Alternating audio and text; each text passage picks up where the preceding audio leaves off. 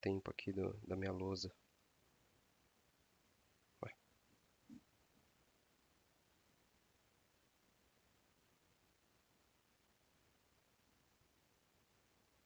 acho que vai sair, deixa eu colocar um tempo aqui.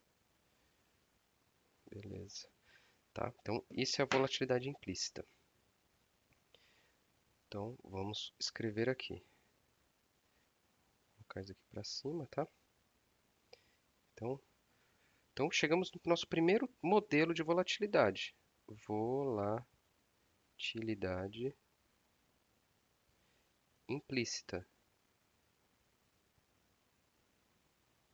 que é igual, vamos colocar assim, relacionada com os deals. O que é os deals? Negócios fechados. Fechou lá um negócio, deu match, comprador acertou vendedor, vendedor aceitou comprador no book lá de opções, deu deal, né? Saiu um preço, para sair aquele preço você tem uma volatilidade implícita, tá bom? Um outro que é bem mais simples, tá? Quem não está relacionado com as opções é a volatilidade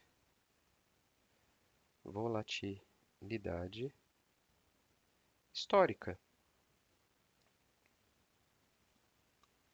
Ela está a relacionada ao, ao desvio dos retornos dos preços de um ativo, Então, você é comerciante, certo? Você vende pão na sua padaria. Você pega durante um ano e todo dia você anota o preço do pão. Quanto está o preço do pão? 10 centavos, 15 centavos, 13 centavos, 9 centavos, 5 centavos, 20 centavos.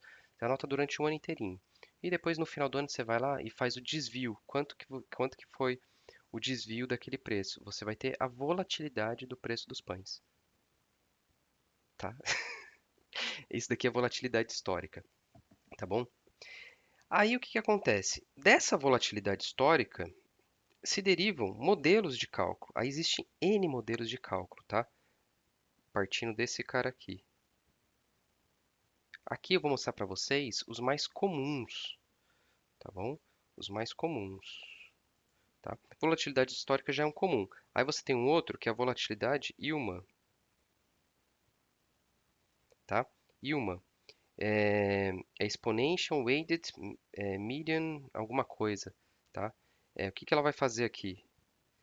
Ela nada mais é do que uma volatilidade histórica baseado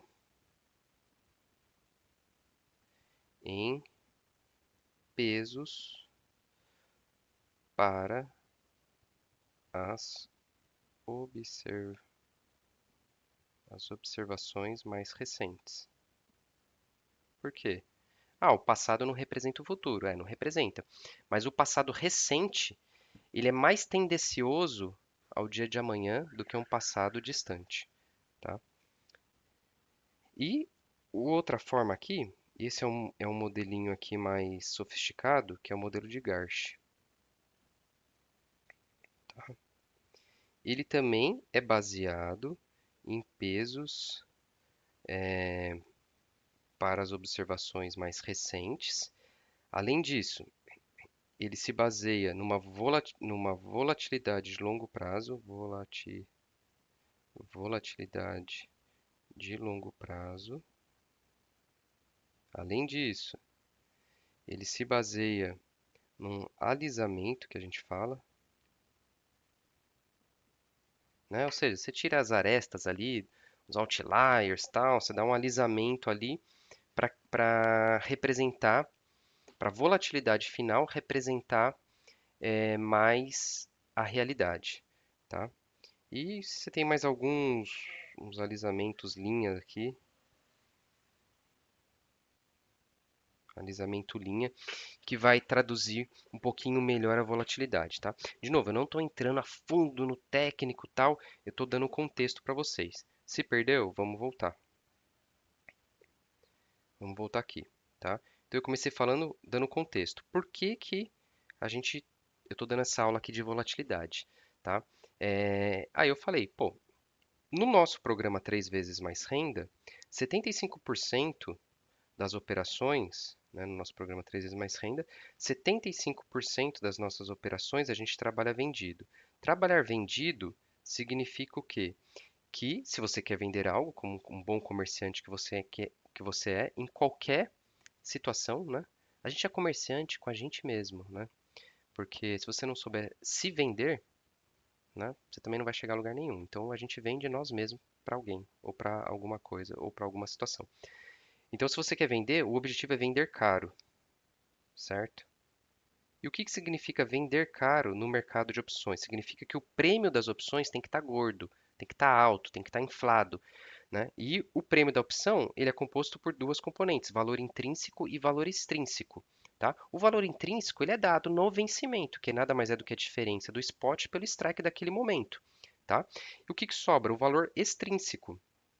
E como que o valor extrínseco ele vai estar muito gordo ou ele vai estar murcho, né? Porque ele depende da volatilidade. Por isso que eu falei do modelo Black-Scholes. Até comentei das derivações do modelo Black-Scholes. Modelo Garman para precificar moedas, Black 76 para precificar commodities e tem outros, tá? Para precificar juros, né? Opções de juros, opções de futuros de juros, opções de futuro de juros offshore, opções de futuro de juros onshore. Tem tudo, tem vários modelos de precificação de opções. Então, Black-Scholes é mais aqui para o nosso mundo de ações e tudo mais, tá? Então, eu falei aqui das letras gregas, porque se a gente quer vender com prêmio gordo, o VE tem que estar alto. Para o VE estar alto, a volatilidade implícita, ou seja, a volatilidade embutida na precificação de uma opção, ela tem que estar alta, né? Ela tem que estar alta, ou seja, ela tem que estar alta para ela, porque se ela estiver alta, tudo aquilo que o modelo Black-Scholes, que é nada mais é do que um moedor de carne, ele vai soltar um número que, de forma que o VE vai estar gordo e, por consequência, o meu prêmio vai estar alto, tá? Então, se eu quero fazer operações vendidas,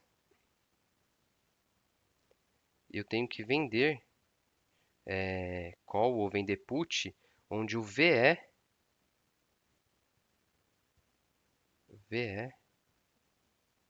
é alto. Para o VE ser alto, a vol deve ser alta, tá? Então, a partir do momento que você sabe isso, você está contextualizado no mundo de opções de precificação, principalmente de volatilidade. Como você pega operações de vol alta? É isso que eu vou mostrar no final do vídeo, tá? Aí eu falei o seguinte, existem os modelos. Então, primeiro a gente chegou na primeira forma de volatilidade, que é a volatilidade implícita. A volatilidade implícita é aquela que o modelo de Black-Scholes, para precificar as opções, principalmente o valor extrínseco, ele cospe quando você entra com os inputs de preço do ativo, de tempo para o vencimento, de taxa de juros, e entre outros ali, tem mais dois. Ele vai te cuspir a volatilidade implícita. Então, a volatilidade implícita nada mais é do que aquela que está relacionada com os deals, né, dos negócios de opções, tá bom? Então é a nossa primeira volatilidade aqui. A segunda é bem simples, é a volatilidade histórica, ou seja, ela está relacionada com os desvios em torno dos retornos de um preço de um ativo, de um determinado ativo. Aí eu dei o exemplo do pão, né? Dei o exemplo do pão, tá? Depois você vai ter vários modelos que derivam ali, por exemplo, da volatilidade histórica, tá? Eu dei aqui a questão do Wilma, eu dei aqui a questão do Garch, tá? O Garch, na verdade todos também você pode projetar, tá? Mas eu gosto de projetar.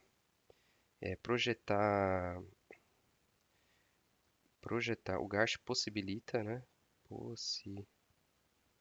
Vocês vão ver, possibilita projetar. Não é o Garch, tá? É a estatística.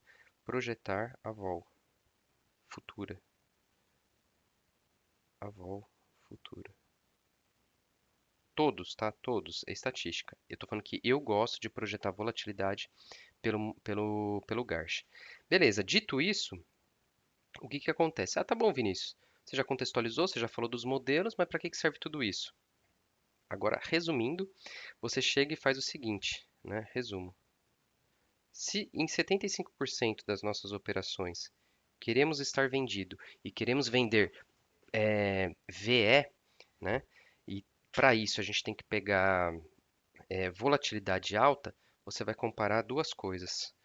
Comparar, você vai comparar. O que que você vai comparar? Você vai comparar a volatilidade implícita, implícita versus a volatilidade histórica.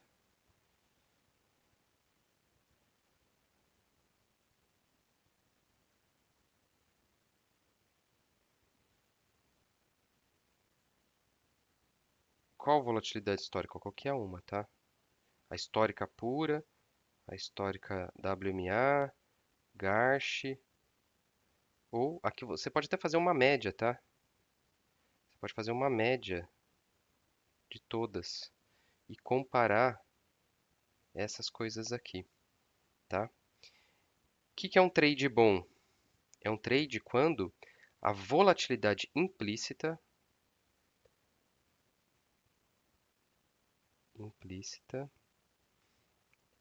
é maior que a vol histórica. Por quê? Cara, eu estou olhando a própria volatilidade do ativo. Como que a volatilidade implícita nas opções, que é um derivativo do ativo objeto, está maior do que a volatilidade do próprio ativo? É como, olha, me vem uma coisa na minha cabeça aqui. É como se você fosse mais velho que seu pai, ou você fosse mais velho que sua mãe. Como é que pode? Não pode, entendeu? Não pode, você não pode ser mais velho que seu pai ou que sua mãe, né? Não pode isso, tá? Aqui é a mesma coisa. Como que a volatilidade histórica pode estar, a volatilidade implícita, né? Dado que primeiro nasceu o ativo, depois nasceu a opção, tá?